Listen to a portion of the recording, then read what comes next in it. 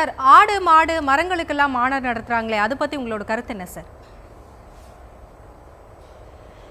ஆடுகள் மாடுகள் மரங்கள் இவைகளுக்காக மாநாடு நடத்துவதை நான் பிழை என்று சொல்லவில்லை. ஆடுகளுக்காக பேசுவது மரங்களுக்காக பேசுவது என்பது வேறு, ஆடு மாடுகளோடு பேசுவது மரங்களோடு பேசுவது என்பது வேறு. உயிர் இனங்களை நேசிப்பதும் உயிர் இனங்களுக்காக குரல் கொடுப்பதும் ஒன்றும் பிழை இல்லை. ஆனால் அதையே தன்னுடைய பெரிய வாழ்க்கையினுடைய நோக்கமாக அரசியலாக எடுத்துக்கொண்டு செய்வது என்பது ஒரு மாதிரியான திசை திருப்புதல் அல்லது ஏமாற்றுதல் தான்.